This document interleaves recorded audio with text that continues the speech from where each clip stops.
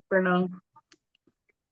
हरे कृष्ण हरे माता जी, कृष्णा। प्रणाम। हरे दंडवत प्रणाम। कृष्णा मैं सभी भक्त हरे कृष्णा मैं सभी भक्तों को दंडवत प्रणाम करता हूँ। मैं गौर चैतन्य दास। आज माता जी की क्लास में बहुत बहुत सारे चैनल से विभिन्न विभिन्न चैनल से आज विभिन्न विभिन्न न्यू न्यू डिवोटीज जुड़े हैं। तो मैं माता जी का छोटा सा इंट्रोडक्शन करना चाहूँगा।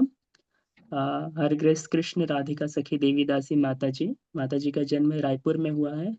और माता जी 2009 से श्रील गुरु महाराज श्रील भक्ति सिद्धार्थ स्वामी महाराज जी के संग में है। माता जी ने मास्टर्स किया है special education in intellectual disabilities से। माता जी स्पेशल एजुकेटर हैं। साथ में माता जी अभी पीएचडी कर रहे हैं चैंटिंग पे। माता जी एक पीएचडी स्कॉलर भी हैं। साथ ही माता जी ने डिप्लोमा किया है कथक में। माता जी डायरेक्टर है विरिंदा नॉटी किड्स स्कूल की। और माता जी स्कूल की डायरेक्टर हैं। माता जी के नाम पे साथ ही 25 से अधिक अवार्ड हैं। माता जी ने संघर्षशील महिला महिला सम्मान अवार्ड, नायिका सम्मान और सशक्त महिला सम्मान और सशक्त नारी सम्मान ऐसे विभिन्न कई अवार्ड्स उठाए हैं। साथ ही माता जी को रिसेंटली बेस्ट यूट्यूबर का अवार्ड मिला है। माता जी साथ ही साथ वैश्य साहू समाज में एक बहुत ही पावरफुल पोजीशन पे कार्यरत है। माता जी को इलेक्ट किया गया है इस पोजीशन के लिए। माता जी साथ ही रेगुलरली हरे कृष्णा टीवी में अपीयर होती हैं। माता जी हरे कृष्णा टीवी का मेजर फेस है। माता जी ने हरे कृष्णा टीवी के लिए अनेकों अनेक वीडियोस हरी रिकॉर्ड किए हैं। बोल। जो मुझे यूट्यूब पुरानी में ही चीज अवेलेबल बता है। दीजिए, दोबारा रिपीट कर दीजिए। मैं जरा देर से ज्वाइन हुई, दोबारा रिपीट करिए प्लीज। माता जी ने हरे कृष्णा टीवी के लिए विभिन्न विभिन्न वीडियोस रिकॉर्ड किए हैं। साथ ही साथ माता जी प्रेजेंट में रायपुर के टेम्पल श्री श्री राधा रास विहारी जी मंदिर में श्री श्री राधा रास विहारी जी के लिए खुद अपने हाथों से स्वयं महाप्रसाद बनाते हैं। माता जी का ग्लोरिफिकेशन करना मेरे लिए बहुत सौभाग्य की बात है। साथ में मेरा जन्म उस प्रांत में हुआ जहाँ माता जी प्रचार कर रहे हैं, ये और सौभाग्य की बात है। हम सभी छत्तीसगढ़ वासियों के लिए बहुत सौभाग्य की बात है कि हमें माता जी का पर्सनल संग प्राप्त हो रहा है। और बहुत बहुत सौभाग्य की बात है उन सभी डिवोटीज के लिए जिन्होंने आज माता जी की क्लास में ज्वाइन किया है। आज बहुत स्पेशल क्लासेस स्टार्ट हो रही है सावन के महीने के से रिलेटेड, जिसका नाम है श्री कृष्ण मंगल प्रसंग। तो मैं आप सभी डिवोटी से आग्रह करना चाहूंगा कि माता जी का स्वागत हरे कृष्ण महामंत्र से किया जाए। हरे कृष्णा कृष्णा कृष्णा कृष्णा कृष्णा कृष्णा हरे हरे हरे हरे हरे राम हरे राम राम राम हरे हरे रामा रामा हरे हरे। हरे हरे जगत गुरु शिला प्रभुपाद की जय। शिला जय भक्ति सिद्धार्थ स्वामी महाराज की जय। हर कृष्ण जय। कृष्ण राधिका सखी देवी दासी माता जी की जय। हरे कृष्णा। थैंक यू माता जी। अनंत कोटि वैष्णव वृंद की जय। बहुत बहुत धन्यवाद गौर चैतन्य प्रभु जी आपका। ये इन्होंने जितनी भी चीजें हमारे विषय में बताई है, ये सब ईश्वर की सेवा के सामने तुच्छ है। ऐसा कोई भी मेरे अंदर प्रतिभा नहीं है। ये केवल ईश्वर प्रदत्त मात्र उनकी ही इच्छाएं और उनकी सेवाएं हैं जो मेरे माध्यम से, या ये कहूँ कि इस मंद बुद्धि भक्त के माध्यम से समाज या अन्य कहीं पर प्रचारित हो रही हैं।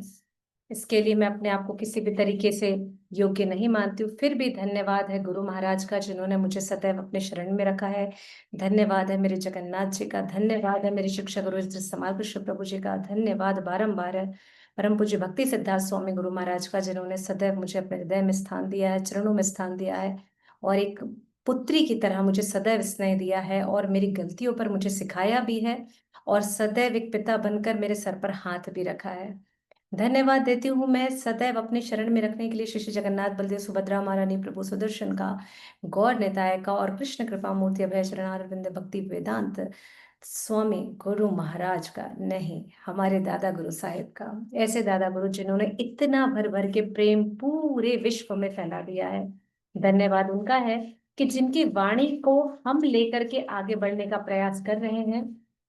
और आज की कक्षा में हमारे साथ इतने सारे भक्त जुड़े हैं, उसके लिए मैं हृदय से धन्यवाद देती हूँ हमारी मेघा माता जी को जिन्होंने एक बहुत सुंदर प्रोग्राम शुरू किया हुआ है अभी वर्तमान समय में, भक्ति टीचिंग्स करके, और जहाँ से वो बहुत सारी बच्चियों को जोड़ करके, सभी को जोड़ करके वे प्रयास करती हैं कि सबको शिक्षा दे सकें, सब तक श्रील प्रभुपाद की शिक्षाओं को आगे बढ़ा सकें, और साथ ही उनकी माता श्री हमारी, वो भी मेरी गुरु बहन है, हमारे गौर चैतन्य है तो मेरा बेटा ही, लेकिन मेरा गुरु भाई है गौर चैतन्य और योगेश्वरी माता जी।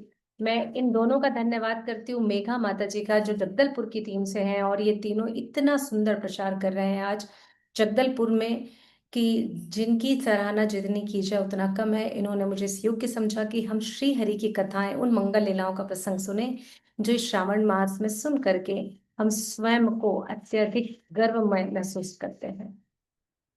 तो मेघा माता जी, योगेश्वरी माता जी, गौर चैतन्य प्रभु, आप सभी का बहुत बहुत धन्यवाद। साथ ही आज हमारे साथ इस कक्षा में जुड़े हुए सभी भक्तों का धन्यवाद। सभी से निवेदन करूंगी कि प्रयास करें कि आप सभी वीडियोस ऑन कर सके ताकि मेरा परिचय आपसे हो सके। तो प्रयास करें आराम से। हरि बोल, हेमा माता जी की जय जय जय। कोटि हरे शब्द कृष्ण माता जी, दंडवत प्रणाम। हरे कृष्णा, रासोई मैया जी की जय। थैंक यू सूरज प्रभु जी। हरे कृष्ण माता जी। थैंक यू नूतन माता जी। हरि बोल। सभी से माता जी मोबाइल स्टैंड नहीं है ना मेरे पास, हाथ में पकड़ना पड़ता है, इसलिए ऑफ करती हूँ। आपको दर्शन दे दिए, दर्शन ले लिए और दे दिए। जय जय जय। आइए। हरे कृष्ण माता जी। हरे कृष्णा गीता माता जी। हरि बोल। हरि बोल माला माता जी की जय। उमाकांत मैया जी की जय। आइए हम सबका एक छोटा सा परिचय ले लेते हैं। हमारे साथ उमाकांत माता जी जुड़ी हुई हैं भिलाई से, हमारे साथ जुड़ी हुई हैं किरण माता जी नरहरपुर से, एक बहुत रूरल आउटर एरिया है। गौर चैतन्य प्रभु, योगेश्वरी माता जी, मेघा माता जी हमारे साथ है जगदलपुर से, हेमा माता जी हमारे साथ दिल्ली नोएडा से। साथ ही नूतन माता जी हमारे साथ जुड़ी हुई है भिलाई से। कहाँ से है नूतन माता जी आप? ऐसे हूँ माता जी। भिलाई से, यस। हमारे साथ रासमणी मैया है हमारे साथ कोलकाता चाचा नगर से। हम रासमणी मैया का बहुत बहुत स्वागत करते हैं, सदैव हमारे कक्षा में होती। गीता माता जी हमारे साथ है दुर्ग रायपुर दुर्ग से। दिव्य लोचन प्रभु जी हमारे साथ है लखनऊ से। सुधीर प्रभु जी हमारे साथ है जबलपुर से। शालिनी माता जी हमारे साथ अंबिकापुर से। शिवानंद प्रभु हमारे साथ है। शिवानंद प्रभु आप कहाँ से ज्वाइन करते हैं? हमारे साथ सूरज प्रभु जी हैं रायगढ़ से। माला माता जी हैं रायपुर से। प्रियंका प्रधान माता जी हैं हमारे साथ में जगदलपुर से। सूरज सूरज ये शायद आई थिंक शुभ माता प्रभु जी हैं या विशाल प्रभु जी हैं, ये हमारे साथ है गुवाहाटी से। अगर विशाल प्रभु हैं तो सी जी बिलासपुर, ये जो है ये महाप्रसाद गोविंद में बहुत सुंदर टिफिन सर्विस इन्होंने शुरू करी है। आप में से जब भी कोई यात्राओं के लिए जाएं तो आप हमारी बहुत सुंदर टिफिन व्यवस्था का लाभ ले सकते हैं। ये हमारी श्री टिफिन सर्विस है जो बिलासपुर के हमारे डिवोटीज के द्वारा की जा रही है, हमारी श्री माता जी और रघुवीर प्रभु के द्वारा। तो आप इनसे ये सर्विसेज ले सकते हैं कभी भी यात्राओं के समय। कृष्ण सखी आकांक्षा माता जी आई थिंक ये भी हैं हमारी दुर्ग से। लवली माता जी ये कहाँ से है, मैं क्षमा चाहती हूँ आपके लिए। निर्मला माता जी हमारे साथ रायपुर से हैं, और कमल लता माता जी हमारी जबलपुर से हैं। आप सभी का स्वागत है। जिनका मैं नहीं जान पा रही हूँ कृपया वो मुझे या मैं इस ग्रुप में चैट बॉक्स पे अपना स्थान मुझे बताएंगे ताकि मैं आप सबको जान सकूं, और व्यक्तिगत तौर पर भी। हरी हरी बोल। उमा मैया जुड़ी हुई थी, उमा मैया हमारी रायपुर से है।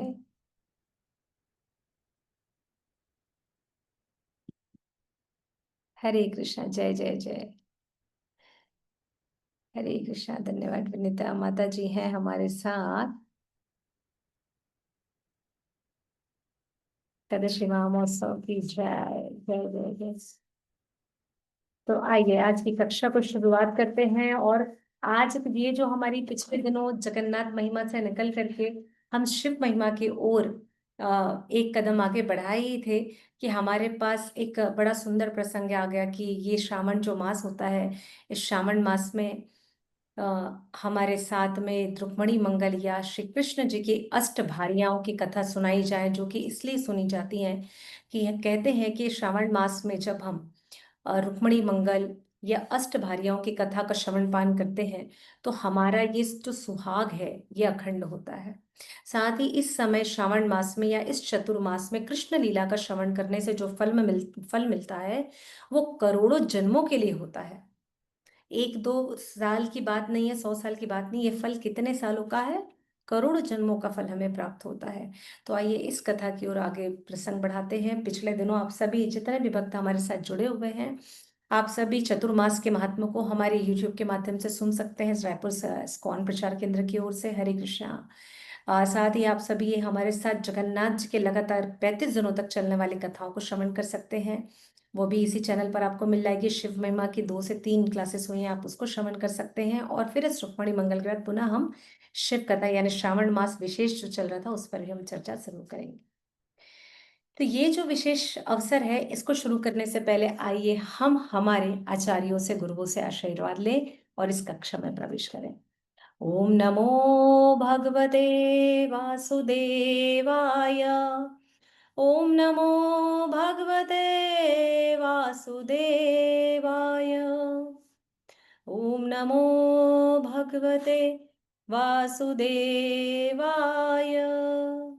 नारायणं नमस्कृत्यं नरं चैव नरोत्तमं देवीं सरस्वतीं व्यासं ततो जयामुदीरये। नष्टप्रायेषु अभद्रेषु नित्यं भागवत सेवया भगवती उत्तम श्लोके भक्तिर्भवति नैष्ठिकी। कृष्णाय वासुदेवाय देवकी नंदनाय च नंदगोपकुमाराय गोविन्दाय नमो नमः। ॐ अज्ञानतिमिरन्धस्य ज्ञानञ्जनशलाकया चक्षुरुन्मिलितं येन तस्मै श्रीगुरुवे नमः। श्रीचैतन्यमनोभीष्टं स्थापितं येन भूतले स्वयं रूपं कदा मह्यं ददाति स्वपदान्तिकं। वन्देऽहं श्रीगुरु श्रीयुतपदकमलं श्रीगुरुन् वैष्णवांश्च श्रीरूपं साग्रजातं सगणरघुनाथान्वितं तं सजीवं सावद्वैतं सावधूतं परिजनसहितं कृष्णचैतन्यदेवं श्री राधा कृष्ण पादान् सगण ललिता श्री विशाखान्वितांश्च। हे कृष्ण करुणा सिंधु दीनबंधु जगतपते गोपेश गोपिका कांत राधा कांत नमस्तुते। कंचन गौरांगी राधे वृंदावनेश्वरी वृषभानुसुते देवी प्रणमामि हरि प्रिये। नमो विष्णुपादाय कृष्णपृष्ठाय भूतले श्रीमते भक्तिवेदांत स्वामीति नामिने। नमस्ते सरस्वती देवी गौरवाणी प्रचारिणे निर्विशेष शून्यवादी पाश्चात्य देश तारिणे। जय श्री कृष्ण चैतन्य प्रभु नित्यानंद श्री अद्वैत गदाधर शिवासादि गौर भक्त वृंदा। हरे कृष्णा कृष्णा कृष्णा हरे हरे हरे राम राम राम हरे हरे। अनंत कोटि वैष्णव वृंद की जय। जगत गुरु श्रील प्रभुपाद की जय। परम पूज्य गुरुदेव महाराज की जय।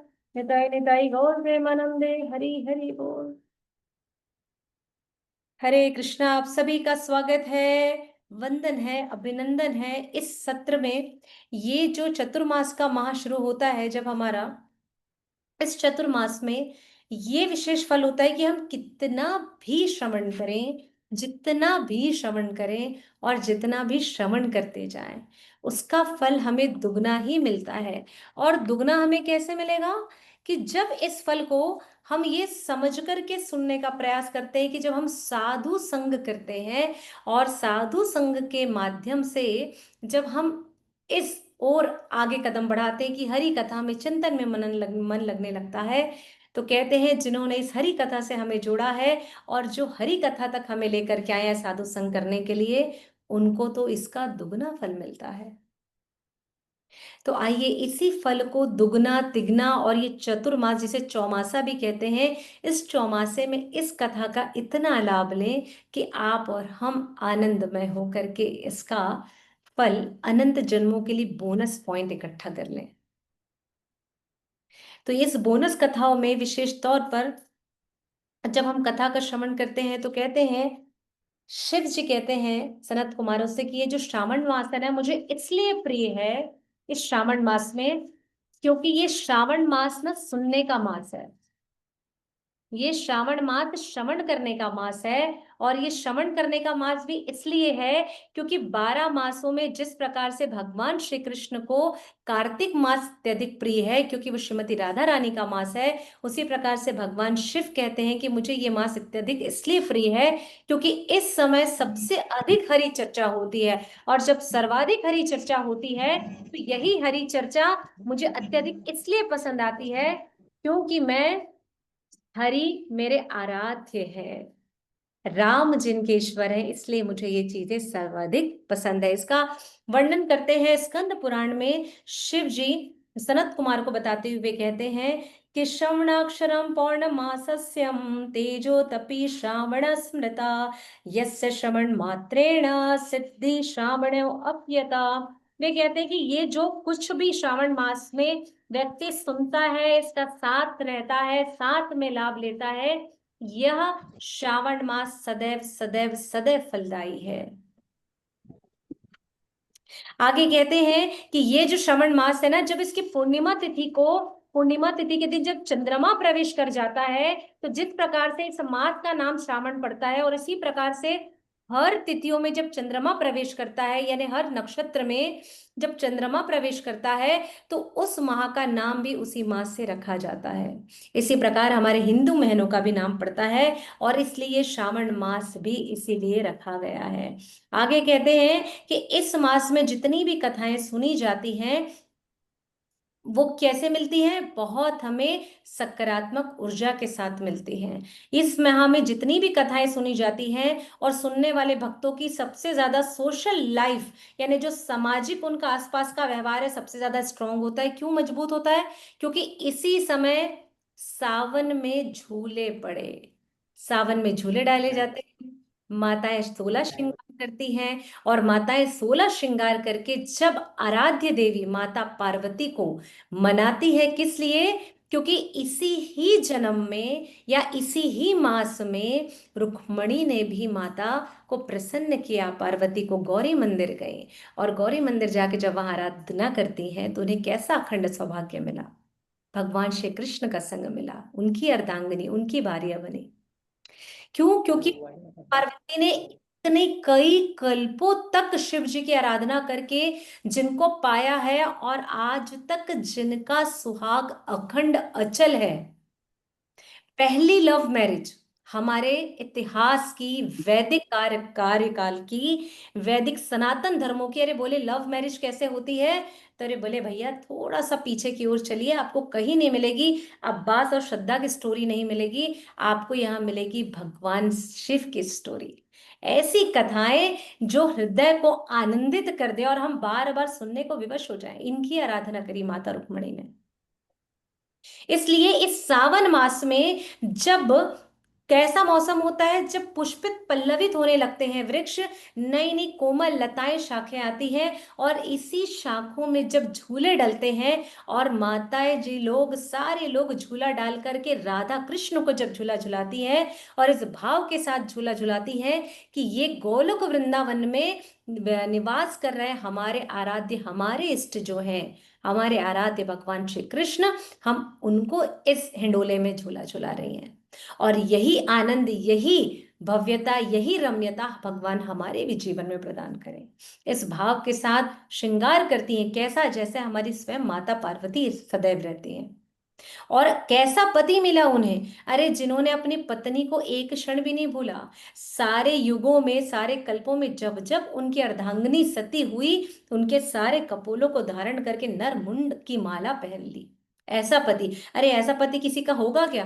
अभी आपके पति को बोलो, अगले वाला बोलेगा जिंदे का एक क्लोन का ही डाल ले तो बोलेगा पागल हो गई है क्या? लेकिन नहीं, हमारे भोलेनाथ ऐसा श्रृंगार करते हैं कि बताते हैं कि पत्नी क्या होती है और प्रेम क्या होता है। इस प्रेम के साथ इसलिए माता रुक्मणी ने ऐसी आराध्या माता गौरी की आराधना करी और भगवान श्री कृष्ण को पाया। इस पूरी मंगल कथा की चर्चा करेंगे, बड़ी सुंदर बड़ी रमणीय कथा कि कैसे रुक्मणी ने भगवान श्री कृष्ण को पाया और क्यों पाया, कैसे संभव हो पाया उनके लिए ये चीजें हो पाना। तो इस सावन मास में जो कोई भी इन कथाओं का श्रवण करता है उन्हें इस विशेष सकारात्मक ऊर्जा के साथ ऊर्जा मिलती है, साथ ही उनकी सामाजिक जो परिवेश है वो मजबूत होता है, और साथ ही साथ शास्त्रों में रुचि बढ़ती है, साधु संग में रुचि बढ़ती है, हरि कीर्तन में रुचि बढ़ती है, हरि कथाओं में रुचि बढ़ती है, और हर और हरे से प्रेम हो जाता है। हरि यानी कृष्ण से तो प्रेम है ही, पर प्रेम कैसे बढ़ेगा?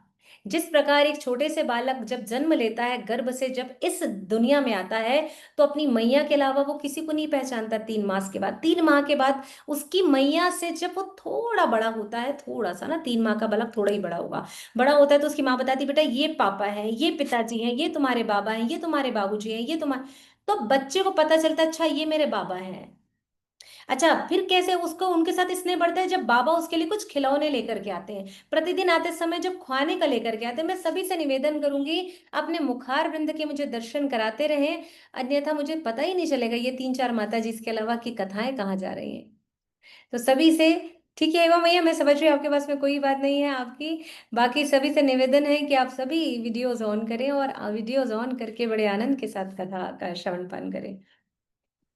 इससे हमारे और आपका एक डिजिटल जो संबंध बनेगा ना, ये शायद बहुत मजबूत होगा। चाहे आप लेटे रहें, चाहे आप क्षीरोदक्षाय विष्णु की कंडीशन में हो, चाहे गर्भोदक्षाय विष्णु की स्थिति में हो, चाहे आप माता रुक्मणी जैसे भगवान के लिए प्रसाद की व्यवस्था कर रही हो, चाहे आप राधा रानी के जैसे घर में सुगंधित पुष्पों की सेवा कर रही हो, कुसुम सरोवर में हो, तब भी आप सभी अपने अपने मुखड़े के दर्शन करा देंगे तो मुझ पतित भक्त पर कृपा होगी। हरि हरि।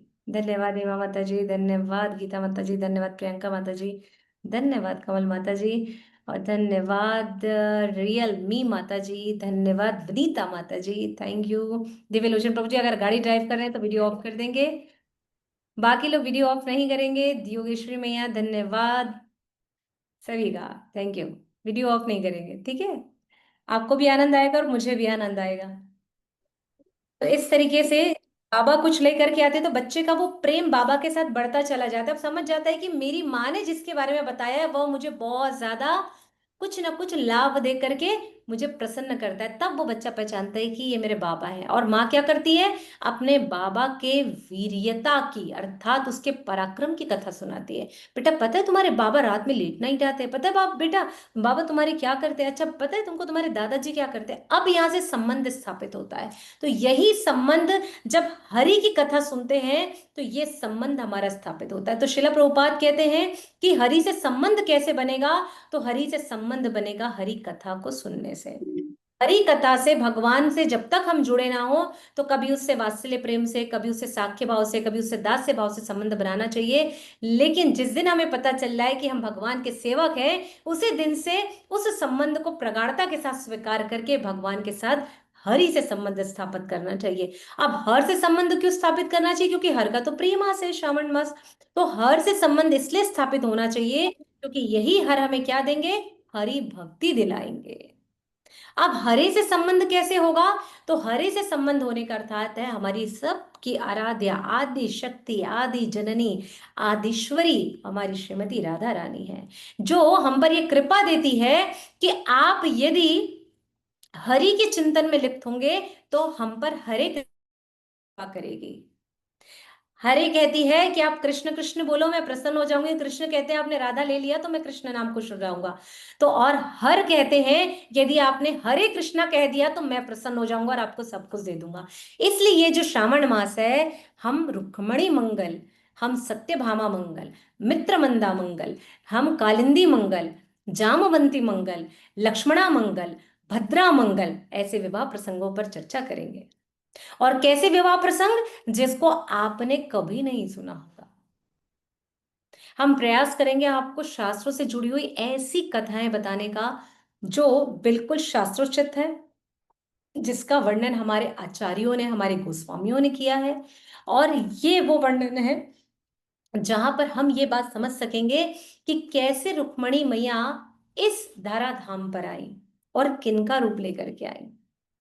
तो यहां सबसे पहला आ रहा है कृष्ण मंगल प्रसंग।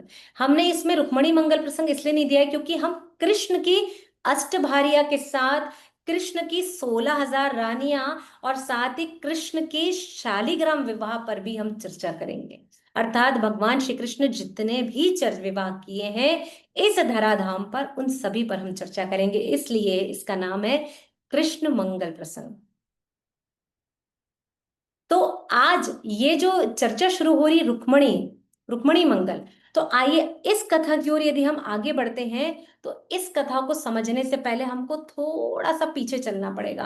पीछे कैसे जाना पड़ेगा कि पीछे इस प्रकार से पहले ये समझ लेते हैं कि हरे कौन है। हरे है हमारी श्रीमती राधा रानी। ठीक है, अब ये जो हमारी श्रीमती राधा रानी है ना, श्रीमती राधा रानी को समझने के लिए हमें थोड़े से इतिहास की आवश्यकता होगी। कैसे इतिहास की आवश्यकता होगी? जहां पर पद्म पुराण कहता है कि पद्म पुराण में गोपियों की संख्या है 10,000 करोड़। पद्म पुराण में गोपियों की संख्या है 10,000 करोड़। ठीक है, अब एक समूह में होती है 100 करोड़ गोपियां। 100 गोपियों का समूह है। अब 100 गोपियों के समूह में सीधा सीधा 10,000 करोड़ हो गई।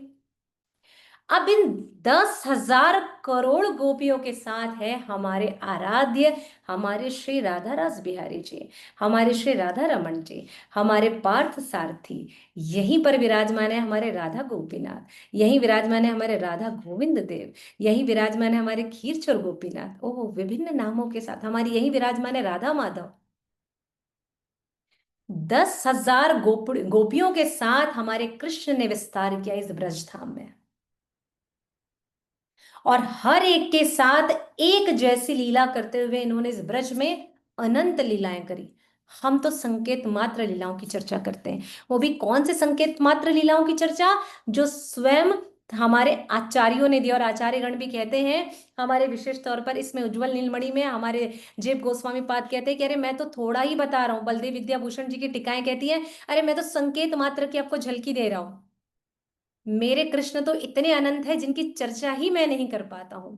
और अंत में कहते हैं वे इसी ही विगत माधव में कि भगवान मुझे क्षमा करिएगा, भगवान मुझे क्षमा करिएगा कि मैं आपके नयनों की उपमा केवल कमल से इसलिए दे रहा हूं क्योंकि ये भौतिक जगत के लोग आपके इस रूप गुण माधुर्य को समझ पाने में सक्षम नहीं है। इससे विशेष उपमा इस भौतिक जगत में कुछ नहीं हो सकती, इसलिए मैं आपकी उपमा इस कमल से करता हूं। इसलिए हर जगह हमारी कुंती महारानी ने भी जब प्रार्थनाएं करी तो क्या कहा? नमस्ते पंकज मालिने। हाँ, और हर जगह हर प्रसंग में हमें कमल से उपमा भगवान की मिलती। कर हस्त कमल के जैसे, नयन कमल के जैसे, चरण कमल के जैसे, ऐसी कोई भी चीज नहीं है जहां भगवान की उपमा कमल से नहीं की गई है। नमस्ते पंकज नाभाय, नमस्ते पंकज मालिनी, नमस्ते पंकज अंगाय।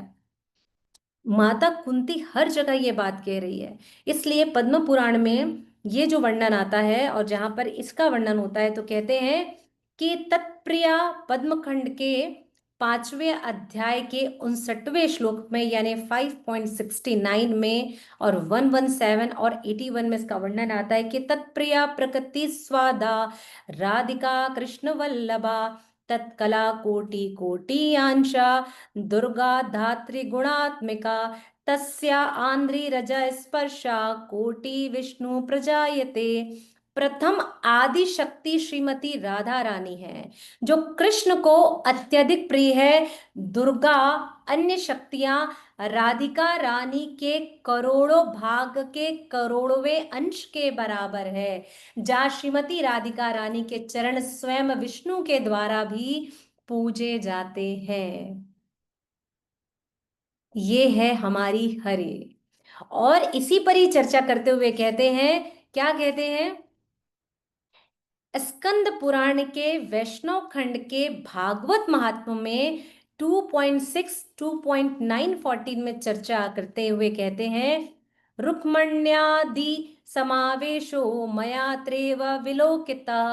द्वारिका की रानियां रुक्मणी राधा और कृष्ण की सेवा करने की अत्यधिक इच्छुक रहती है।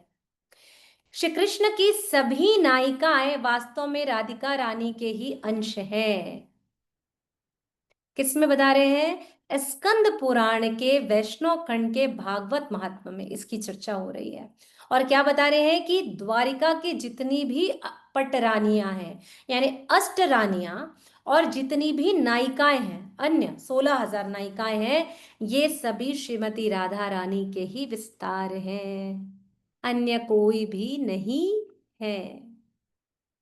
कितनी सुंदर चर्चा हो रही है। इसलिए हमें रुक्मणी माता को समझने के लिए हमें क्या करना होगा? थोड़ा सा पीछे चलना होगा, तो हम बहुत आसानी से इसे समझ पा रहे हैं। तो आप सभी को क्लियर है कि हम आज जिनकी चर्चा करने जा रहे हैं वो कौन है और क्या कहते हैं? यहाँ पर हमने ये भी सुन रखा है ना कि माता रुक्मणी महालक्ष्मी की अवतार है। जूम मीटिंग चल रहा है। ठीक है, तो ये महालक्ष्मी की अवतार कैसी है इसका अर्थ मीटिंग चल रहा है। वे कहता है, अर्थवेद पिप्लाद शाखा पुष्प बोधनी श्रुति कहती है, राधिका यस्य शो लक्ष्मी माँ दुर्गा अति शक्तिर। लक्ष्मी, महालक्ष्मी, दुर्गा आदि शक्तियां श्रीमती राधा रानी का ही अंश है। अर्थवेद इसकी पुष्टि करता है। हम क्या कहते हैं? लक्ष्मी कौन है? यानी कि जो हमारी माता रुक्मणी है, जिसे हम लक्ष्मी मानते हैं, वो महालक्ष्मी का ही अवतार है ना। तो इस कथा को समझने के लिए कि ये, इसलिए हमें हरि, हर और तीनों को समझना बहुत अधिक आवश्यक है, और तीनों के साथ हमारा संबंध प्रगाढ़ होना चाहिए।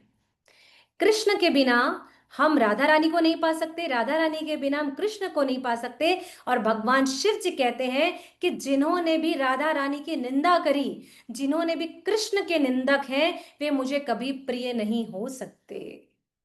यस रास्मी मैया। हरे कृष्ण माता के दलों पे हरि, हर और कौन है माता जी? तीन जो आपने बताया, आपकी आवाज ब्रेक कर गई थी, सॉरी। हरे, हरे, श्रीमती राधा रानी। ठीक है, तो इस प्रकार से कहते हैं। और क्या कहते हैं? नारद पंचरात्र में स्वयं भगवान शिव जी कहते हैं राधा रानी की निंदा करने वाले को, अर्थात जो जिसके हृदय में ये भाव भी आ जाए कि राधा रानी के साथ रुक्मणी ही क्यों, राधा रानी क्यों नहीं, या जो ये भाव भी कर ले कि राधा कृष्ण के साथ में रुक्मणी क्यों है, राधा रानी क्यों नहीं है, तो उनके लिए इन पुराणों से आपको पुष्टि दी जा रही है। और साथ ही इसके लिए नारद पंचरात्र में भगवान शिव जी कहते हैं नारद जी से कि देवी च निंदधिकाम कामाचाराम च मूर्खाश्च पापी नाश च हरिद्विषा। वो कहते हैं मूर्खाश्च पापी नाशश्च हरिद्विषा, अर्थात जो इनकी निंदा भी करता है वे मूर्ख है, वे पापी हैं, और वो कृष्ण और श्रीमती राधा रानी के द्वेषी हैं। ये स्वयं भगवान शिव कह रहे हैं। तो हमें इस बात को बहुत हृदय में गांठ बांध कर रख लेनी है, रुक्मणी महालक्ष्मी का अवतार है, रुक्मणी ही हमारी चंद्रावती का अवतार है, और जो मां सत्यभामा है वो श्रीमती राधा रानी का अवतार है। आपको आठों पटरानियों के बारे में बताएंगे कि आठों पटरानियां किस किस का अवतार है। तो इस तरीके से हमें इस बात को ध्यान में रखना है कि कैसे हम इनमें या राधा रानी या रुक्मणी में हमें भेद या अंतर भेद नहीं करना है। यही भगवान का अचिंत भेदाभेद है। इस अचिंत भेदाभेद को गांठ बांध के रख लेना है कि हम जितना कृष्ण को समझने का प्रयास करेंगे उतना उलझते जाएंगे, और जितना उलझते जाएंगे उतना सुलझते जाएंगे। उतना, आपने देखे ना, जब एक ऊन को लच्छा लेकर के आते हैं और खोल करके जब उसकी बॉल बनाई जाती है तो सुलझते जाता है, लेकिन जैसे ही उसे छोड़ दिया जाए तो वो लुढ़क करके पूरा उलझ जाता है, और फिर पुनः सुलझ जाता है जब उसे बड़े धीर से धैर्यता के साथ में सुलझा दिया जाए। तो ये हमारी माता रुक्मणी जो है कैसी है? उज्जवल है। कैसी है हमारी रुक्मणी? रुक्मणी के नाम का अर्थ ही है उज्जवलता, अर्थात जो सोने के अंगों से, सोने के आभूषणों से सुसज्जित है, वो है रुक्मणी। इसलिए इसको प्रसंग दिया जाता है क्या? रुक्मणी मंगल प्रसंग। अर्थात हम श्रीमती राधा रानी के लिए क्या प्रार्थना करते हैं? तप्त कांचन गौरांगी, अर्थात जिसका शरीर सोने के जैसा दमक रहा है। और महालक्ष्मी क्या है? सदैव सोने के ही स्वर्ण के आभूषण धारण करती है। ऐसी ही हमारी माता रुक्मणी जो है सदैव स्वर्ण के जैसे दमकती है, जिनके रूप की तुलना त्रिलोकों में नहीं की जाती है। ऐसे रूपवान है हमारी रुक्मणी मैया। और इनका क्या नाम है? दीप्तमान। रुक्मणी मैया को क्या कहते हैं? दीप्तिमान, जो सदैव दमकती रहती है, चमकती रहती है। इनका और क्या नाम है? वैदर्भी, विदर्भ देश की राजकुमारी है, तो इनका नाम है वैदर्भी। इनका नाम है भैष्मी, क्योंकि ये भीष्मक की पुत्री हैं। इनका नाम क्या है? रुखुमाई। चूंकि इनका जन्म अमरावती में पंढरपुर के पास हुआ, इसलिए इन्हें प्यार से रुखुबाई कहते हैं। और महाराष्ट्र कल्चर में बहुत प्यार से वहां अपनी बेटियों को रुखीबाई कहकर बुलाते भी हैं। और उसी ही नाम से उनका एक मंदिर भी वहां पर स्थापित है। साथ ही इनको कहा जाता है श्री द्वारकेश्वरी, क्योंकि ये द्वारिका की रानी है। द्वारिका की पट रानी हमारी रुक्मणी माता है। तो इनको इस प्रकार अनेक नामों से जाना जाता है। और इनका जन्म स्थान कहाँ माना जाता है? अमरावती, पंढरपुर में। ठीक है, तो ये है हमारी रानी। अब भगवान भगवान जो श्री कृष्ण हैं, अब हम सभी जानते हैं भगवान तो भगवान है ना, एक विवाह तो किए नहीं। ऐसे तो कहने को भगवान तो हर किसी के साथ है। भगवान क्या कहते हैं हम? परम परमेश्वर है, सबके पति परमेश्वर यदि कोई है तो भगवान श्री कृष्ण। लेकिन हमारा नाम इतिहास या शास्त्रों में नहीं है। शास्त्रों में नाम है 16,108 रानियों का, 8 पट रानियों का, और 16,000 रानियों का। तो 16,000 जो रानियां थी वो नरकासुर के यहाँ से आई थी। हम नरकासुर की भी कथा सुनेंगे कि कैसे वो आई। साथ ही इनकी अष्ट रानियां, यानी जिन्हें अष्ट भारिया कहा जाता है, अष्टपट रानी कहा जाता है, जिनमें सबसे प्रमुख है और सबसे बड़ी है हमारी माता रुक्मणी, फिर आती है माता सत्यभामा, फिर आती है माता जामवंती, फिर आती है माता कालिंदी, माता मित्रवंदा, फिर आती है माता सत्या, माता भद्रा और माता लक्ष्मणा। इस प्रकार से ये 8 पट रानियां भगवान की सबसे निजी और निकट में कही जाती हैं।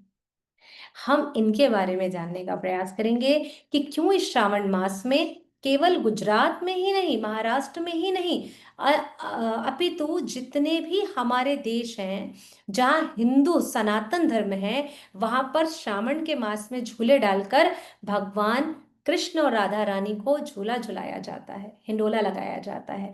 सभी मंदिरों में अभी झूलन महोत्सव शुरू हो चुका है, सभी मंदिरों में। और हमें भी इस समय कहते ना, हरी चूड़ियां, हरा श्रृंगार करना चाहिए, मेहंदी लगाना चाहिए, पैरों में आलता लगाना चाहिए, सदैव मांग भरी होनी चाहिए। आजकल तो वो ऐसे, पहले क्या होता था, हमारे पति परमेश्वरों की आयु 100 वर्ष तक जाती थी, क्योंकि हम यहाँ तक मांग भरते थे, यहाँ से शुरू करते थे, यहाँ तक जाते थे, फिर धीरे धीरे यहाँ तक आए, धीरे धीरे यहाँ तक आए, फिर धीरे धीरे अब पीछे भी खत्म हो गया, अब यहाँ टिपकी रह गई है। अब टिपकी रह गई तो टिपकी जैसा हमारा जीवन हो गया है सभी का। हरी बोल, किसी आप सब में से किसी के लिए नहीं कह रहे हैं, लेकिन वर्तमान स्थिति हमारी ऐसी बन गई है। हम्म। तो ये जो प्रेम धीरे धीरे कम हो गया है ना, तो इस कथा के माध्यम से हम समझने का प्रयास करेंगे कि पत्नियों को कैसे पति से प्रेम करना चाहिए और पति को पत्नी के प्रति कैसी प्रेम भावना रखनी चाहिए। ये कथा है रुक्मणी मंगल। तो इस रुक्मणी मैया के बारे में जानने से पहले आज की कथा में हम थोड़ा सा पीछे चलते हैं। कहाँ जाएंगे? थोड़ा सा पीछे जाएंगे, और जहां पर आती है कथा बड़ी सुंदर सी, कि जब श्रीमती राधा रानी के प्रागट्य का समय था इस धराधाम पर, तो उसी समय एक बड़ी विचित्र लीला हुई थी, जिसमें आप और हम सभी एक भाग को जानते हैं, सिक्के के दूसरे पहलू को बहुत कम जानते हैं। अर्थात ये कहूं, जो वैष्णव जन है वही इस कथा को सुन पाते हैं और वही जा पाते हैं। 1 मिनट समय देंगे, बेटा दिल्ली निकल रहा है, आप सभी से क्षमा कर दी, 1 सेकंड बस।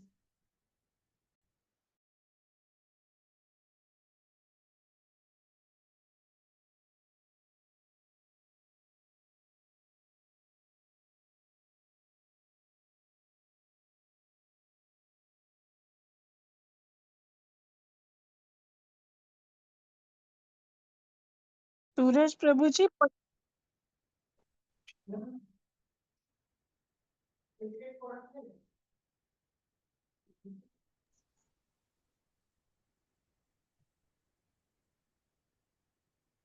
रानी मीन्स हरे कृष्णा। जी माता जी। माता जी, पटरानी का मतलब क्या होता है? जो श्रेष्ठ होती, जो महारानी होती, जैसे एक होती राजमाता, ठीक है। तो पहले के समय में ना बहुत सारी रानियां होती थी, उनमें से होती थी एक मुख्य रानी। तो जो मुख्य रानियां होती हैं उन्हें कहते हैं पट रानी, यानी उस क्षेत्र की, उस राज्य की वो विशेष है, प्रमुख वो है। उसके बाद होती थी सारी रानियां। ठीक है माता जी, हरे कृष्ण।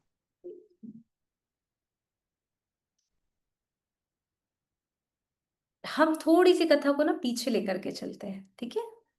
राधा रानी के प्रागट्य का समय है, और ऐसा समय है जब राधा रानी को जरा धाम में आना है। लेकिन उसी समय में हम सभी ने सिक्के का एक पहलू सुन रखा है। कैसा पहलू सुन रखा है? भगवान श्री कृष्ण का जन्म हो चुका है। कहाँ पर हुआ है? मथुरा नगरी में कंस के कारागार में जन्म हुआ है। और कंस के कारागार में देवकी वसुदेव के पुत्र के रूप में हमारे भगवान श्री कृष्ण ने जन्म लिया। लिए तो चतुर्भुज रूप में जन्म। चतुर्भुज में जन्म लेने के बाद माता देवकी कहती, भैया प्यार कैसे हो लल्ला तेरे से? तू 4 हाथ वाला बालक किसका हुआ है आज तक, जो तू ऐसे आ गया है? अरे तू नॉर्मल तो हो जा, थोड़ा सामान्य तो हो जा। तो बोलते अरे मैया, बड़ा बड़ा प्रेम से कह रही है यार, इतने जन्मों तक मेरे लिए प्रतीक्षा करी है। तो हमारे चतुर्भुज विष्णु जो है, हमारे उस सामान्य से एक प्यारे से नन्हे से बालक, बड़े सुंदर सांवले से बालक के रूप में जन्म लेते हैं। और प्रागट्य होता है उनका देवकी मैया के गोद में एक छोटे से शिशु के रूप में। और यहाँ से फिर इनको लेकर के वसुदेव महाराज पहुंच जाते हैं कहाँ? नंद बाबा के पास। और वहां जा करके नंद गांव में उन्हें दे देते हैं। अब वहां एक विचित्र लीला क्या होती है कि वो वहां जो पुत्री हुई है माता यशोदा को, वो उसे लेकर के यहाँ आ जाते हैं कंस के पास में। जब कंस के पास यहाँ लेकर के आते हैं, तो ये कंस जो पूर्व जन्म में क्या था? काल नेमी राक्षस था, ठीक है। यहां तक समझिएगा। कंस पूर्व जन्म में काल नेमी राक्षस है। वहां से जो कृष्ण की यशोदा मैया के गर्भ से जो कन्या उत्पन्न हुई है, योग माया जो आई है, उसको लेकर के यहाँ पर आ गए हैं। अब यहां पर आने के बाद काल नेमी राक्षस हमारा कंस है। अब कथा को 3 दिन आगे लेके जाते, 6 दिन, जहां पर कंस ने कृष्ण का वध करने के लिए पूतना को उसके ममतत्व वक्ष स्थल पर कालकूट नामक विष लगा करके भेजा है। और भगवान ने उस कालकूट विष को अमृत बनाकर उसे माता की उपाधि देकर अपने धाम में भेज दिया। किसे? मां पूतना को। समझ में आया सभी को ये? अब बोले पूतना कहाँ से आ गई? भाई हम बात कर रहे हैं रुक्मणी मैया की, बात कर रहे हैं राधा रानी की। अब पहुंच गए हम कंस कृष्ण के पास। चलिए, इसी में एक थोड़ा सा ट्विस्ट, पिक्चरों में नहीं होता, हमारी कथाओं में भी होता है। तो ये कथा में ट्विस्ट ऐसा आता है कि इसी समय, इससे पूर्व, विंध्याचल जो हमने पर्वत को सभी ने सुन रखा है, विंध्याचल पर्वत का नाम। तो विंध्याचल पर्वत के बारे में कौन बताते हैं? गर्ग मुनि की पुत्री गार्गी माता बताती है। किसे? जो पौर्णमासी जो है, जो वृंदावन में मैनेजमेंट का कार्य करती है। कौन आएगा, कौन जाएगा, कैसे होगा, राधा रानी की व्यवस्था कैसी होनी, कृष्ण की व्यवस्था कैसी होनी, ऑल मैनेजमेंट वृंदावन का कौन करती? पौर्णमासी माता जी। तो पौर्णमासी माता जी के विषय में बताते हुए कहते हैं, और इसे ही हमारे श्रील रूप गोस्वामी पाद अपने ललित माधव में वर्णन करते हुए बता रहे हैं। और क्या कहते हैं कि ये जो विंध्याचल पर्वत है ना, इससे हिमालय से बड़ी ईर्ष्या थी। विंध्याचल पर्वत को हिमालय से बड़ी ईर्ष्या थी। और कैसी ईर्ष्या थी? ये इस विचार करता था कि मुझे ऐसी पुत्री हो जो शिव को हरा सके। अब शिव को कौन हरा सकता है? केवल विष्णु जी, नारायण, कृष्ण, है ना। अब ये कथा यहाँ आ रही, थोड़ा सा लगेगा ट्विस्ट, अरे माता जी कहाँ पहुंचा दे रहे, माता जी आपको सही जगह ले जा खड़े। बोले अरे वाह, हम तो डायरेक्ट कश्मीर से कन्याकुमारी पहुंच गए। तो यहां पर जब ये प्रसंग आया, और ये विंध्य पर्वत, क्योंकि हिमालय पर्वत की पुत्री कौन थी? पार्वती। हिमालय और मैना की पुत्री माता पार्वती, उसका विवाह हुआ शिव से। शिव कौन? परम परमेश्वर भगवान। शिव जी ने नहीं कहा मैं भगवान हूं, लेकिन हम जानते कि शिव जी भगवान है। बोले मुझे कोई ऐसा चाहिए, क्योंकि विंध्य पर्वत ईर्ष्या करता था हिमालय राज से। तो उसके हृदय में आया कि मुझे अब ऐसी पुत्री चाहिए जो इसको हरा सके। अब उसने ब्रह्मा जी की उपासना शुरू करी, ब्रह्मा जी की उपासना शुरू करी, ब्रह्मा जी को प्रसन्न किया, बोले मुझे ऐसी पुत्री चाहिए जिसका पति शिव को हरा सके। बोले तथास्तु, ब्रह्मा जी ने तथास्तु बोल दिया। तथास्तु बोलने के बाद अब विचार, ओ भैया ये क्या हो गया, मैंने क्या कर दिया, इसको मैंने बोल दिया भैया तथास्तु, लाऊं कहाँ से, इसको तो केवल कृष्ण ही हरा सकते, नारायण ही हरा सकते, अभी नारायण कहाँ से लाऊं मैं। विचार चल रही कुछ और, विचार हो रहा है कुछ और, हो कुछ और गया। ब्रह्मा जी को इसी कारण ने एक बार ही ऐसा वरदान देने के कारण भगवान नारायण ने अच्छी सी क्लास दे दी। अरे आप कहीं पर भी ये जब हिरण्यकश्यप को वरदान दिया, ना ऊपर ना नीचे ना अंदर ना बाहर, आप किसी को भी तथास्तु बोलकर आ जाते हो। कोई वरदान देने से पहले आज आपको आपको तथास्तु नहीं बोलने का, फिर से वरदान दे दिया इन्होंने, बोले तथास्तु। अभी बोले भैया बड़ा गड़बड़ हो गया, अभी क्या करने चाहिए। तो बोले ये समस्या से बचने के लिए ये सीधा महादेव के पास गए। महादेव के पास गए, बोले भगवान ऐसा ऐसा विचार हुआ है, विंध्याचल ने मुझसे वरदान मांगा, मैंने तथास्तु कह दिया, लेकिन आपको परास्त करने वाला कौन होगा। तो बोले मेरे को परास्त करने वाले तो स्वयं मेरे ईश्वर है, मेरे आराध्य है। तो बोले एक काम करिए, उनके पास जाएंगे तो वो तो कुछ करने वाले नहीं, एक काम करिए आप राधा रानी की साधना करिए। तो ब्रह्मा जी राधा रानी की कठोर तपस्या में लीन हो गए। कठोर तपस्या करके श्रीमती राधा रानी को उन्होंने प्रसन्न किया। श्रीमती राधा रानी प्रकट हुई, उन्होंने अपना सारा हाल चाल बता दिया उनको। बोले ठीक है। अब सारा हाल चाल जब इनको बता दिया, तो राधा रानी ने कहा कि, ब्रह्मा जी ने कहा कि मैया कैसे संभव है, ऐसा कैसे संभव है, क्योंकि आप तो कालांतर से ही, कई कल्पों से आप कीर्तिदा की पुत्री हैं, तो आप विंध्य की पुत्री के रूप में अगर आएंगे तो ये तो बड़ा गड़बड़ हो जाएगा, ये ऐसा तो हो नहीं सकता। तो बोले आप उसकी चिंता मत करिए, ये कार्य मेरा है, आपने मुझसे सहायता मांगी है, आपका काम हो जाएगा। ब्रह्मा जी आ गए, बोले भैया मैया ने तो कहा है काम हो जाएगा, और ऐसा विचार किस माता जी, हरे कृष्णा। किसकी पुत्री बताई राधा रानी को, जी किसकी कीर्तिदा, पुत्री बताई। कीर्तिदा और वृषभानु की पुत्री है शाश्वत काल से। ठीक। अब यहाँ पर शाश्वत काल से बोले आप इनकी पुत्री हैं, लेकिन आप विंध्याचल की पुत्री के रूप में आएंगी तभी आप हिमालय के दामाद को हरा सकते हैं, यानी शिव जी को। बोले आप उसकी चिंता मत करिए, सब हो जाएगा, ओके है, फाइन है, चिंता मत करिए। क्षमा बेटा, अपना ध्यान रखना, ठीक है, आराम करिए। तो इस प्रकार से उन्होंने कहा, और ये जब कहने के पश्चात अब ब्रह्मा जी वापस अपने लोक को, और यहाँ राधा रानी ने विस्तार किया। विंध्याचल पर्वत को दो पुत्रियां हुई, एक श्रीमती राधा रानी और दूसरी थी श्रीमती राधा रानी का विस्तार चंद्रावली। अब जब कंस ने पूतना को भगवान श्री कृष्ण का वध करने के लिए बुलाया, तो उसे ये भी खबर मिल चुकी थी कि इस आसपास के गांव में जहां कहीं पे भी कन्या भी क्यों ना हो, उसे भी उठा लिया जाए, क्या पता किस रूप में कौन आया हो, तो सबको उठा लिया जाए। तो पूतना जब कृष्ण को उठा करके भक्ति रहती है, तो ये देखती है कि विंध्याचल बैठ करके अपनी पत्नी के साथ में इन दोनों पुत्रियों के लिए भी यज्ञ संस्कार कर रहे हैं और इनके नामकरण की तैयारी करा रहे हैं। समझ लीजिए छठी हो रही है इनकी, विंध्याचल की दो पुत्रें हैं, राधा रानी और चंद्रावली। जैसे ही पूतना ने नीचे देखा, वो नीचे झुकी और यहां से चंद्रावली और राधा रानी को उठा लिया, और उठा करके आकाश मार्ग से दौड़ पड़ी। अब दौड़ दौड़ जब दौड़ पड़ी है, तो यहां से नीचे से विंध्याचल चिल्ला रहा है, सारे ब्राह्मणों को बोल रहा है, आदेश दे रहा है जोरों से मंत्रों का उच्चारण किया जाए और ऐसी राक्षसी पूतना को यहीं पर तत्क्षण खत्म किया जाए। पर पूतना का वध करने वाले तो कृष्ण है, ऐसा कैसे संभव है। तो ये जब दोनों पुत्रियों को और अन्य बच्चियों को भी लेकर के जा रही होती है, तो अलग अलग जगह पर पकड़ी हुई रहती है, लेकिन मंत्रों के उपचार से इसके हाथ से ये चंद्रावली और राधा रानी के भार को सहन नहीं कर पाती हैं।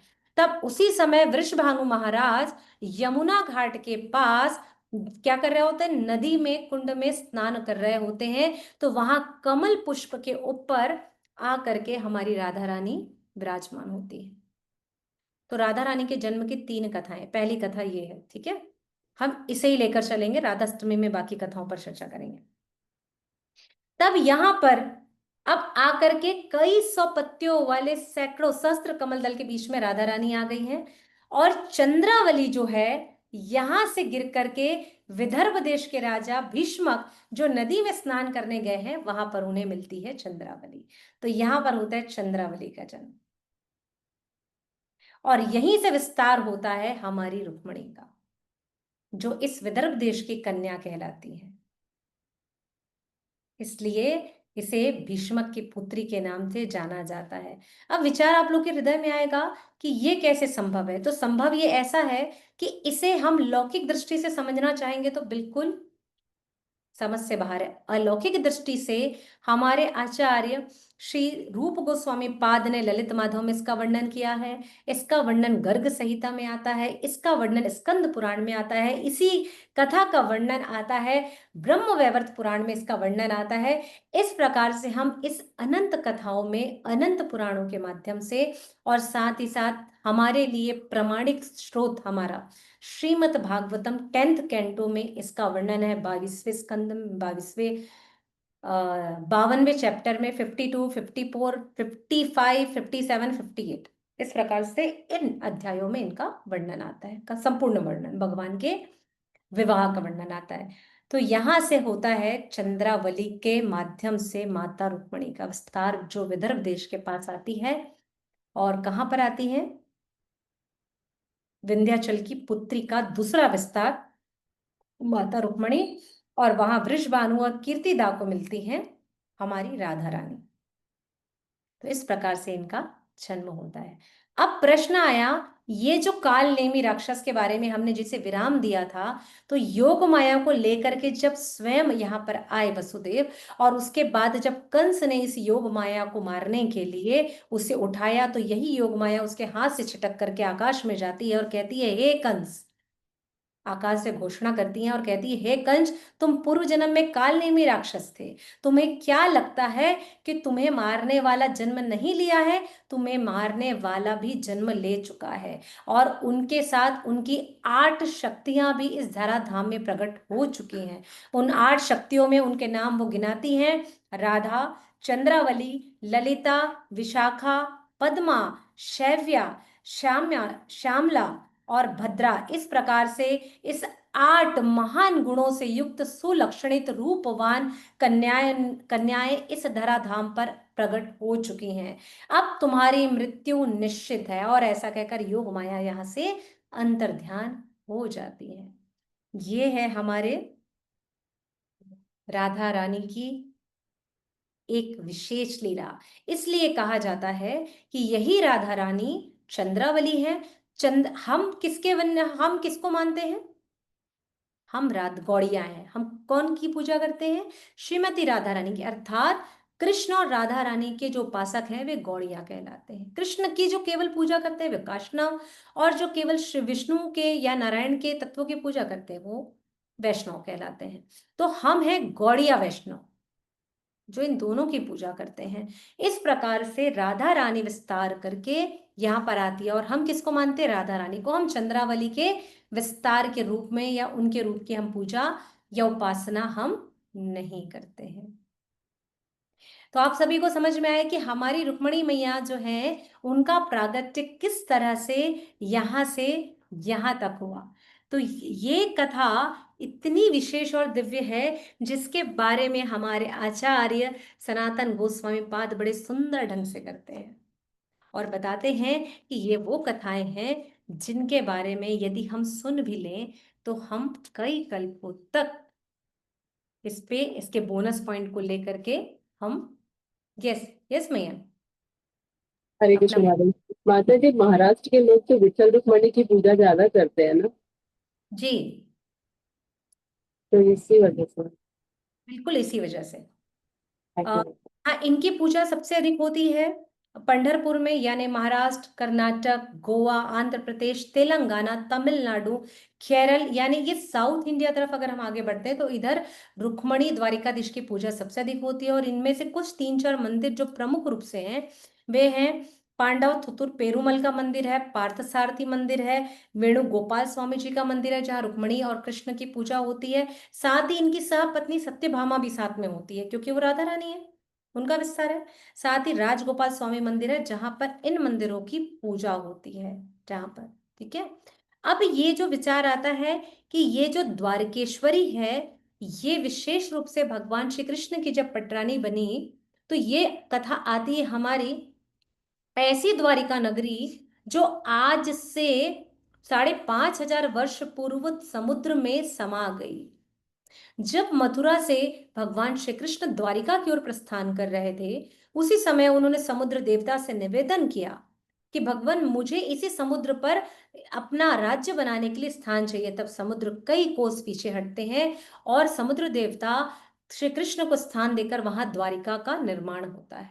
जब द्वारिका नगरी का वह निर्माण करने के लिए स्थान देते हैं, तब उसी समय वह उनसे एक शर्त भी रखते हैं कि भगवान जब आप इस धराधाम से जाएंगे, उसी समय ये द्वारिका नगरी पूर्णतः धरती में वापस समा जाए। इसलिए जब भगवान श्री कृष्ण उनके पुत्र सांब की एक छोटी सी गलती के कारण जब इस धराधाम से वापस जाते हैं, तब कई सुनामी तो आज हमने सुनी है, 10 साल पहले श्रीमद् भागवतम के इस 10th कैंटो में वर्णन आता है कि अर्जुन ने कई 100 बार सुनामी देखी और कई बार सुनामी आने के कारण यह द्वारिका पुनः जलमग्न हो गई। तो ये चर्चा है वैवस्वत मनु के 28वें चतुर्युगी की, द्वापर युग की, और साथ ही ये कथा आती है आज से 5,500 वर्ष पूर्व। और समुद्र में कितनी बड़ी द्वारिका नगरी थी? तो ये द्वारिका नगरी थी 12 योजन लंबी और 9 योजन चौड़ी। 1 योजन में 12 किलोमीटर, तो 12 योजन में और 9 योजन में। आगे आप लोग खुद विस्तार करके, गणित आप लोग का मजबूत है तो आप लोग इस हिसाब से 12 गुणित 9 योजन की द्वारिका नगरी थी। ये भीतर का परिवेश था, इसके बाहर कई कोस और लंबी द्वारिका फैली थी, जहां पर इस राज्य को जोड़ने के लिए अन्य गांव से पुल छोटे छोटे बने हुए थे, जिनके द्वारा इनके जीवन यापन या आवश्यक जरूरी सामानों के लिए निर्वहन करने के लिए पुल से इनका आना जाना होता था। तो ऐसी द्वारिका नगरी जिसके प्रमाण 1980 में पुरातत्वविदों ने सामने ला करके हम सबके सामने रखे, और वर्तमान में 30 सालों के भीतर अनंत द्वारिका नगरी के प्रमाण हम सबके सामने साक्ष्य उपस्थित है कि द्वारिका नगरी थी, है और द्वारिका नगरी रहेगी भी। साथ ही ये जो द्वारिका नगरी थी, ये 6 भागों में विस्तारित की हुई थी, जहां पर एक सुधर्मा सभा जो लगती थी वह सामुदायिक रूप से विशेष पूरे राज्य के बीचों बीच में थी, जहां पर पूरे राज्य की प्रजा करके बैठती थी। भगवान श्री कृष्ण यानी भगवान द्वारिकाधीश का बहुत बड़ा सोने का सिंहासन था, जहां पर वाणिज्य और आवासीय लोगों के लिए एक भाग था, सामुदायिक भवन का दूसरा भाग था, सार्वजनिक सुविधाओं के लिए अर्थात चौपाटी आप जिसे कह सकते हो उसके लिए तीसरा भाग था, चौड़ी सड़कों के लिए अलग व्यवस्था की गई थी, साथ ही बड़े बड़े हर क्षेत्र को जोड़ने के लिए बड़े बड़े चौक बनाए गए थे, और उसके बाद सुधर्मा सभा के ठीक पीछे 6वां भाग था राजमहल का, जो विशेष तौर पर इस पूरे राज्य को सबसे अधिक सुंदर बनाता था। तो इस तरीके से ये सुंदर द्वारिका नगरी थी जो समुद्र के मध्य से थोड़ा पहले थी। अब आज तक तो कोलंबस क्या किसी को भी समुद्र का और छोर नहीं मिला, तो बीच का तो प्रश्न ही नहीं मिलता है, लेकिन फिर भी शास्त्रों में ऐसा वर्णन आता है कि समुद्र के मध्य भाग में द्वारिका थी। तब शास्त्र कह रहे हैं, वेद व्यास जी ने कहा है तो बिल्कुल होगी मध्य में, और समुद्र वापस द्वारिका भगवान श्री कृष्ण के जाने के पश्चात आगे की ओर बढ़ गया और द्वारिका को जलमग्न कर दिया। तो सुनामी आज नहीं आई थी, सुनामी आज से 5,500 साल पहले आ चुकी थी। लव मैरिज आज नहीं होती है, सनातन कालों से लव मैरिज होती है। अरे लव लेटर आप और हम क्या लिखेंगे? लव लेटर तो लिखा हमारी रुक्मणी मैया ने, पहला लव लेटर। लिखे जो पत्र तुम्हें जो तुम्हारी याद में, तो ऐसा लेटर लिखा हमारी रुक्मणी मैया ने। तो आइए इस विशेष कथा की चर्चा, कल से विशेष रुक्मणी मंगल की, ये थी आज की भूमिका रुक्मणी मंगल की। कल से हम रुक्मणी कथा में प्रवेश करेंगे और प्रयास करेंगे कि श्री रुक्मणी मंगल की कथा में विशेष आनंद उत्सव के साथ हम इस कथा को श्रवण कर सकें। हरे कृष्णा। सभी भक्तों का धन्यवाद। आज हमारे साथ जुड़े हैं 40 से अधिक भक्त। आप सभी का बहुत बहुत धन्यवाद है कि आप सभी कथा श्रवण पान करने के लिए आए हैं। यदि आप में से किसी का कोई भी प्रश्न हो तो कृपया हमसे पूछ सकते हैं। हरे कृष्णा माता जी, दंडोत प्रणाम। हरे हरे कृष्णा माता जी, दंडोत प्रणाम। हरे कृष्ण प्रभु जी। माता जी, आपसे आज एक प्रश्न करना था कि कोई एकादशी व्रत के दिन यदि भूल से जैसे मुंह में नमकीन या बिस्किट कुछ डाल दिया लेकिन अंदर नहीं गया, जैसे गया मैं जैसे मुंह में पड़ा तुरंत उसको ध्यान आ गया, फिर उसने उसको कुल्ला किया, मतलब उलट दिया, तो क्या व्रत भंग हो गया? प्रभु जी एक चीज आती है, पहले हम वैष्णव हैं तो भूल चूक, चूंकि हम मनुष्य है ना, तो मनुष्यों का काम है त्रुटि करना, त्रुटियां हो जाती है, ठीक है। जी तो यदि हमसे कोई भूल से त्रुटि हो गई है, माना जी नहीं गया था लेकिन चूंकि था तो अन्न वो है ना, जी समय गया है। मान लीजिए आपसे वो भूल हुई है दोपहर में 12 बजे के आसपास, ठीक है। अच्छा तो अच्छा। आज 12 बजे से लेकर कल 12 बजे तक पुनः व्रत करेंगे और 12 बजे के पश्चात आप इस व्रत का पारण करेंगे। नहीं नहीं, जैसे अभी 4 बज रहा है माता जी, और 4 बजे किसी से भूल हो गई और सुबह 7 बजे 6 बजे पारण है, तो फिर कैसे होगा? तो फिर आप सुबह 6 बजे पारण नहीं करेंगे, आप पारण करेंगे शाम के 4 बजे, क्योंकि आपने भूल से ही सही पर आपने अन्न का दाना तो मुख में रख लिया। तो कल हाँ, मुख शाम में रखा निकला नहीं है, ऐसा होता है, निगलने से भी होता है व्रत भंग की, मुख में रखने से भी? मुख में रखने से भी हो जाता है प्रभु जी। अच्छा अच्छा अच्छा, ठीक ठीक माता जी। है तो व्रत कल 4 बजे पारण होगा? कल 4 बजे, तो कल 4 बजे तक भी आप एकादशी प्रसाद पाइए फुल। आप ठीक खाइए, ठीक हलवे ठीक। खाइए, साबूदाने बड़े खाइए, कट्टू की पूड़ी हाँ, खाइए, तो व्रत मान लिया जाएगा माता जी? व्रत माना जाएगा प्रभु जी उसे भी। चलिए ठीक, मतलब हाँ, ये वही ऐसा हो जाता है कभी, तो उसको जानकारी वही करना था। किसी भी समय अगर ऐसी त्रुटि हो जाए ना, तो जी उसी माता समय वैष्णवों को भगवान श्री कृष्ण का चिंतन करके उनसे वांछा कल्पतरुभ्यश्च कृपा सिंधुभ्य एव च पतिता नाम पावनेभ्यो वैष्णवभ्यो नमो नमः समस्त वैष्णवों के चरण में प्रणाम अर्पित करते हुए हमें तत्त क्षण शिला प्रभुपाद को याद करना चाहिए और उसी समय से नए व्रत को शुरुआत करना चाहिए और अगले दिन उसी समय पर हमें पारण करना चाहिए। तब कल आपको 2 दिन के व्रत का उपवास का फल मिलेगा, क्योंकि कल प्रदोष भी लग रहा है। तो आपको जी। 3 दिन के व्रत का मिलेगा प्रभु जी, द्वादशी प्रदोष और एकादशी। आप तो धन्य हो। अच्छा जय जय। अरे माता जी, हरे कृष्णा। चलिए ठीक ठीक ठीक। हरे किसी कृष्ण माता जी। हरे कृष्ण। माता जी, जैसे मैं निर्जला व्रत रहता हूँ, पानी भी नहीं पीता, तो जैसे जाप करता हूँ तो अंदर में जो है पानी टाइप आ जाता है, मुंह में अंदर चला जाता है, उससे दोष पड़ता है क्या? नहीं प्रभु जी, बिल्कुल नहीं पड़ता है। अगर आप हाँ जला व्रत कर रहे हैं, एकादशी के हाँ। दिन में सलाइवा बहुत ज्यादा बन रहा है, ये बहुत अधिक बन रहा है आपके, तो उसी समय गार्गलिंग कर लीजिए और पानी को थोड़ा सा अपने होठों पर ऐसे ना लगा करके उसे नमी बना लीजिए, जिससे बहुत ज्यादा आपके मुंह में सलाइवा ना बने और एक नमी बनी रहे। तो गार्गलिंग भी कर लेने से, पानी से कुल्ला कर लेने से भी व्रत नहीं टूटता है प्रभु जी। ठीक है। हरे